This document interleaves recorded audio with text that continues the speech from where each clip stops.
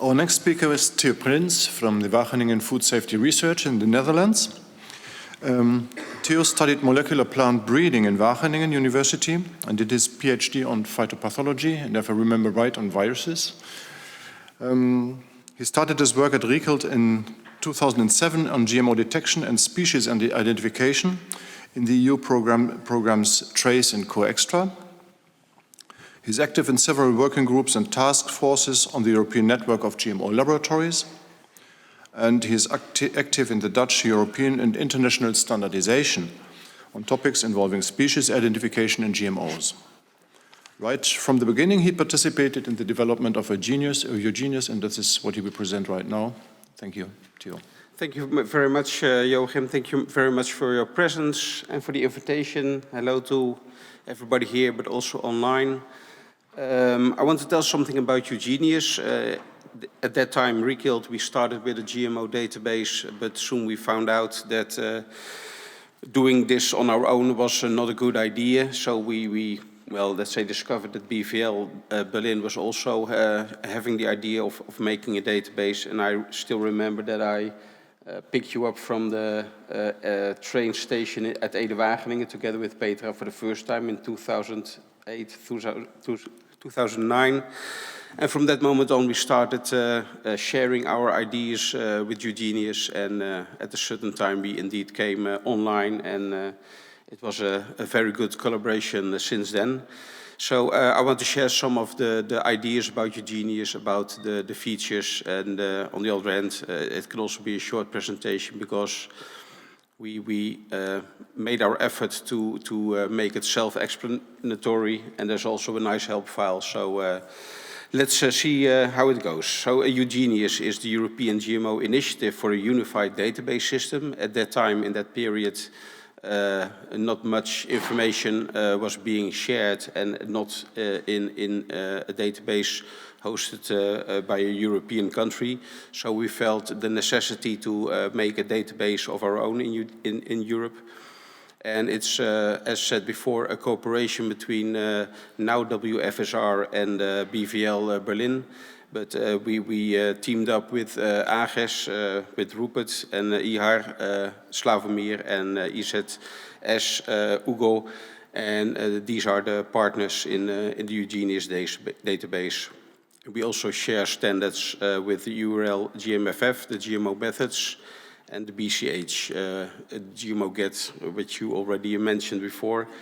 And for the methods that we use in our Eugenius database, we follow the names, obviously the names of the GMO method database of JRC. And in case we have methods entered there that are not yet in the GMFF database, we still follow the naming of the methods, as I will show perhaps later. So we try to put reliable information in the database. We discuss GMOs that are authorized in the EU, so 1829, 2003, 2001, 18, and 1920, 2020 EEC. But we also want to capture the GMOs that are not authorized currently in the EU. They may be authorized elsewhere, or they may be unauthorized. But every time when we see something in literature or on the internet or in the grapevine and we hear something about a GMO, we try to enter it in Eugenius. The stakeholders, of course, obviously the official GMO analysis laboratories, but also the member state enforcement institutions, and since it's a public database, anybody who wants to find information on GMOs can come to our database and look up the information. So, about Eugenius, what you see here is a nice pictured approach of the modules that we have in Eugenius. So we have molecular characterization on genetic elements, and these can be filtered as well. We have the traits, the trait thesaurus, and this also has a filter function. We share a lot of detection methods, and that you can select if you apply them in your lab. We have data analysis, and this is a dynamic combination of information that is stored in Eugenius. And we have a verification matrix that I will show you later, an analysis tool to support laboratories well, let's say the practical analysis that the technicians do. And we have the links directly to the relevant information in other sources like the BCH, ISAAA, and of course the URL GMO method database. What you see in the circle here, in the outer ring, every word that you see here from trait, application, sequences, description, reference, material, methods, and genetic element, GMO get information is linked to a GMO. So this is all cross-searchable. So about the GMO genetic element Thesaurus, we noticed over the past 10, 15 years that there's a lot of variation in the naming of certain elements. For example, the 35S, you have the enhanced 35S, the double 35S, and a few other names. And you want to make a detection method for 35S, but you want to know at which level you can still detect all the different namings. So for that, we made this GMO get file where we try to standardize the names together with BCH. And we want to make these elements have a link with detection methods within the GMOs. So the examples here are the P35S from cauliflower mosaic virus, the BAR gene, and the TNOS. And we give information about the donor, the trait, and the definition, so you can find information on this issue, and also the BCH record number. This is the publication that we made a while ago about the GMO GET, and this explains how we think on the naming of the elements and the logical distribution and the thesaurus that it comprises. So it's a controlled vocabulary that we created with the authors mentioned here below. So what is inside Eugenius? Obviously GMOs, genetically modified organisms, LMOs if you want. We have 873 GMO entries, including the stacks, and these are 409 single events.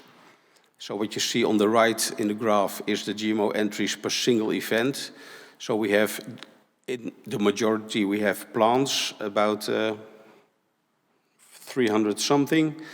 But we also have microorganisms, animals, and even insects. And well, according to me, the sky is the limit. If it's GMO, we want to have it in the database. And as you can see in the dashed area, we also include gene-edited GMOs. This overview is about the GMO plants. Perhaps it's too small to read, but what you can see here is the distribution of the different plant species. Obviously, maize, potato, cotton, soybean, and rape are the biggest, comprise the bigger part of the entries. But we also have cowpea, eggplant, and plum in the database. Regarding the gene-edited GMO plants, I think the total of gene-edited organisms is 52, but 37 of them are plant gene-edited GMOs, and that ranges from potato and maize down to green Bristol grass and grapevine. It's a small amount, I realize that, but yeah, sometimes you don't know where to start and you don't know where to stop. For the GMOs, the classical GMOs, we started with the authorized GMOs, and then GMOs that were authorized elsewhere, and then the GMOs that were in the news or were found or were mentioned somewhere.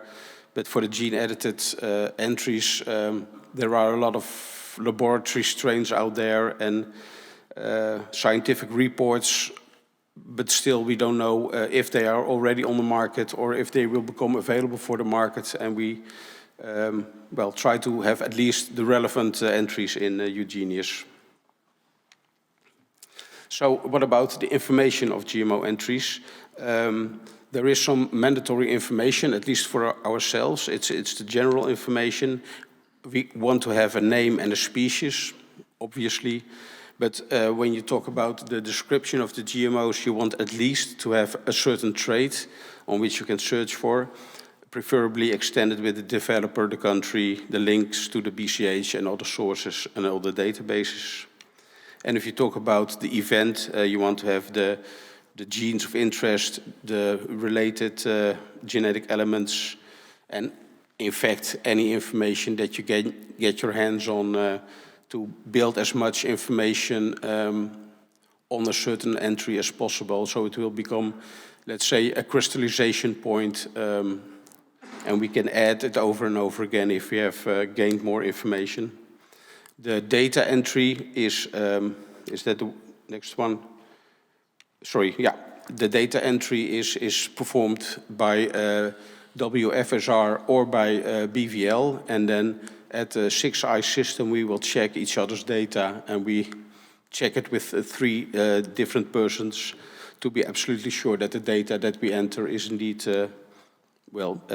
as correct as possible. But still we are open for improvements if you see errors. I'm getting emotional. Errors or improvements in our database. Oh, sorry, one more back.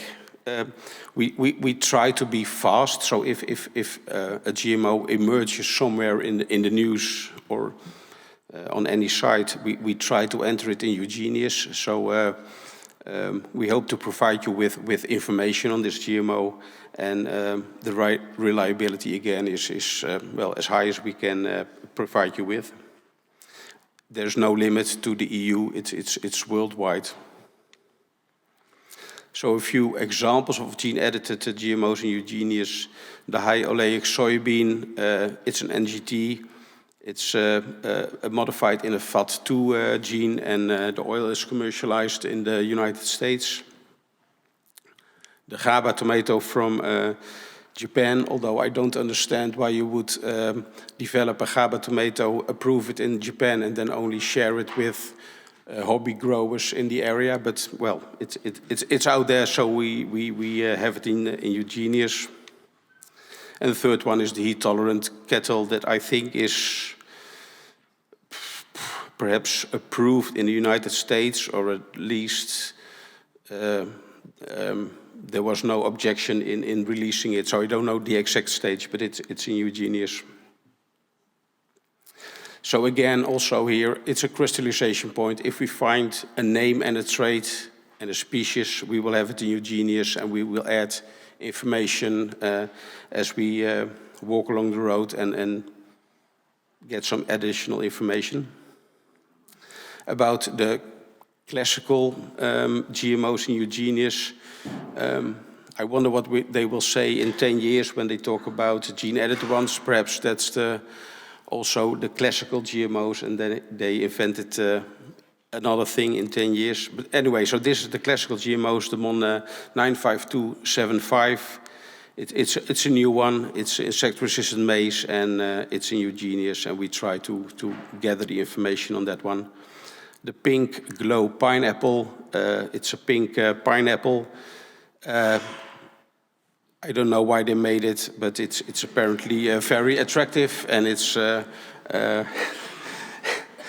don't know, we heard that it was promoted on the web during Valentine's Day, so perhaps it's just a gadget.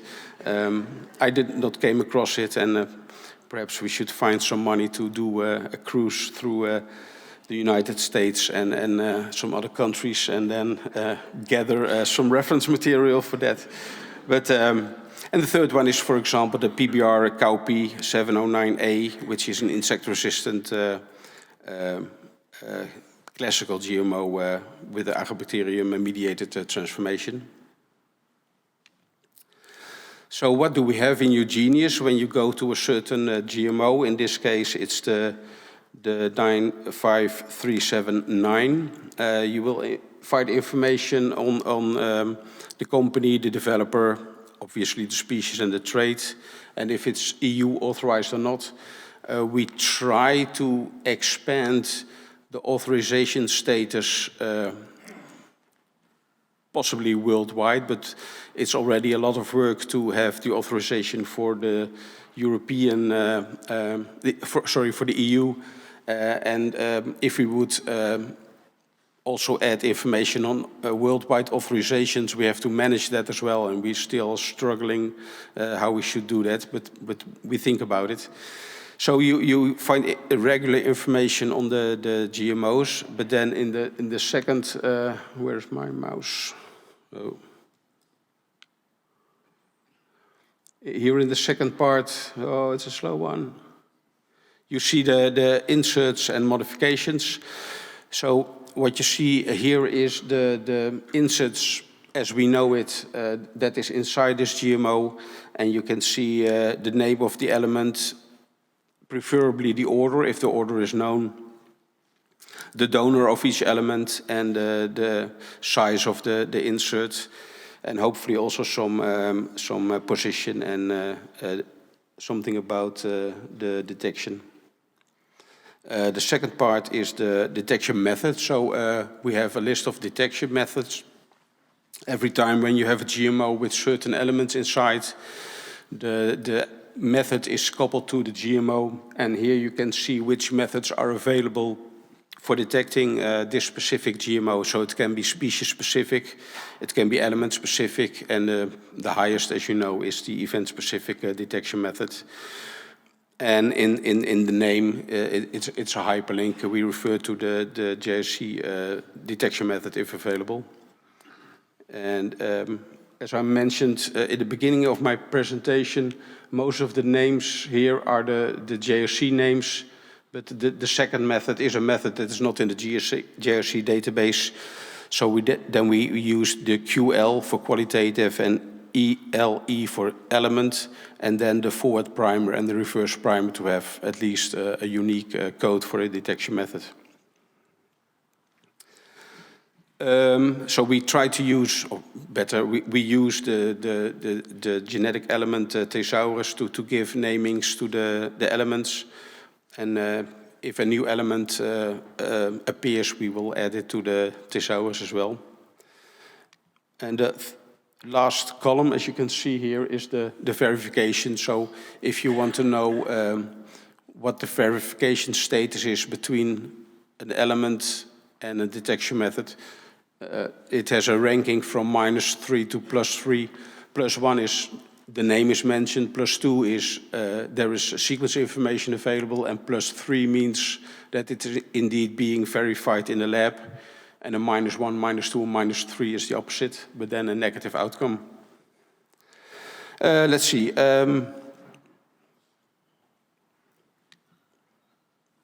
What goes wrong here? Oh yeah, sorry, at the bottom there's also, you can see it, a link to the available reference material. We try to give accurate information on the availability of reference material. We say something about the source, the value, and the type, and if it's yes or no certified reference material. We store information on all reference materials, so also the reference materials that are not commercially available anymore, but we then try to well, keep this information for you and for ourselves.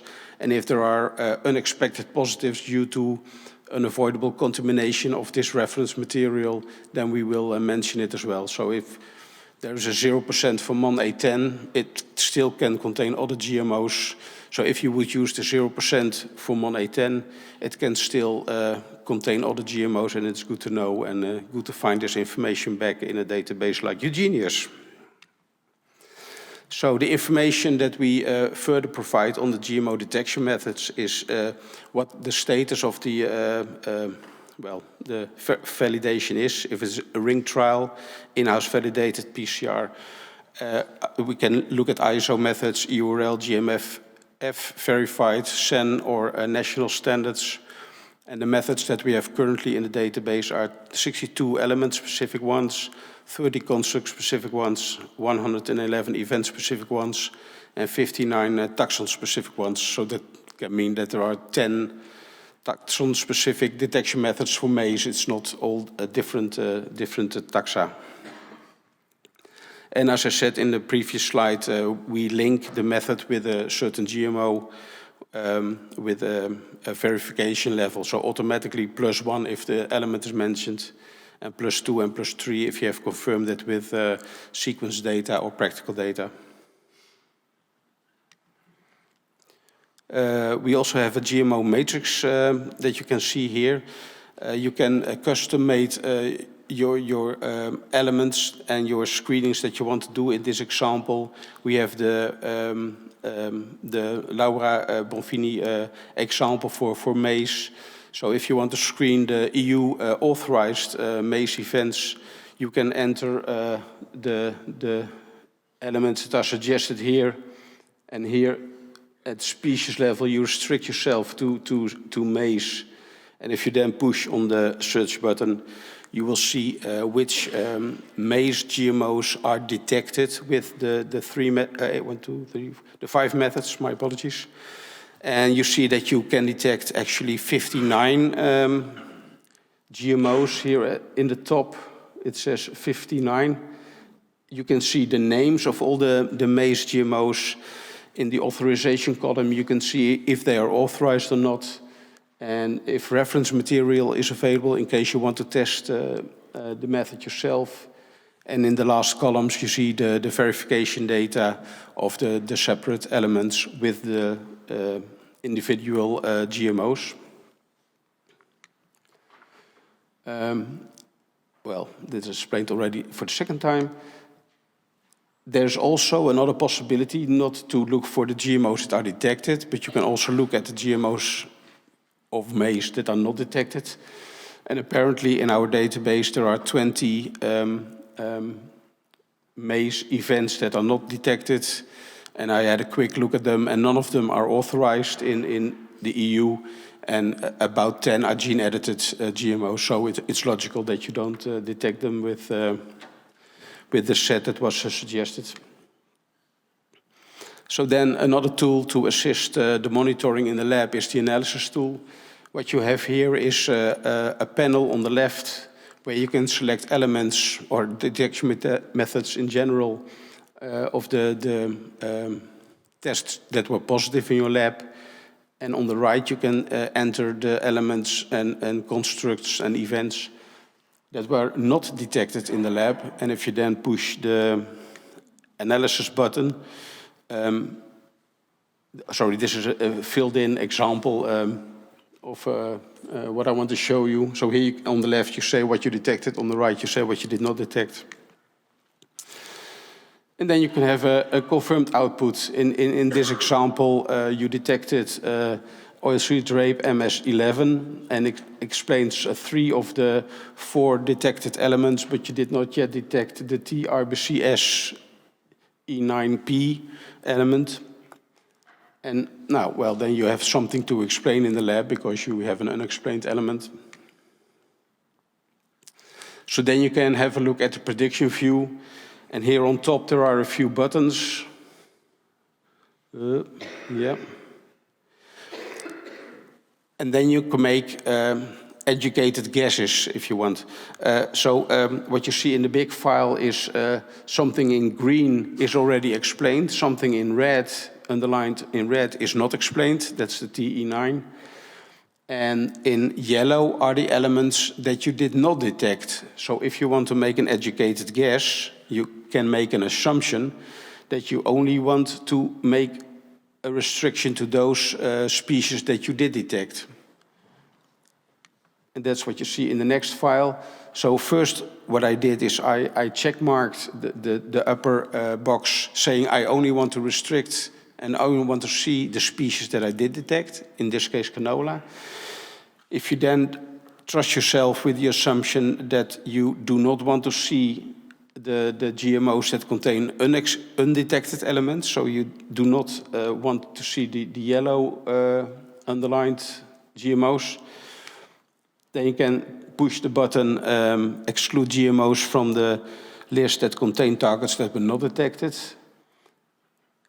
And then you end up with this. So you have, at least one GMO that contains the unexpected element and does not contain the elements that you did not detect. So this is a very likely candidate to pursue further. And what you then can do is a time, yeah. So then you have an option to go for this GMO. You can click on the GMO, you have your detection methods available, and you can test for them. There are search options. You can cross-search Eugenius on all possible levels. Try it out. And then the one but last slide. We really want to give you reliable data. We want to provide you with a broad method set and a GMO data set. We want to have a very clear quality level, and we want to use the information in Eugenius in a combined way so that you can get the most out of it. And I want to thank you for your attention. I want to point out to the people that work on the database at BVL and at WFSR. The names in blue are still active. The ones in gray did their fair share of work. There's a contact email at the bottom. And if you find GMOs that are not in Eugenius, please contact us and or the BCH or Laura, and then we can improve our data sets, and then the databases will be more efficient for you all. Thank you.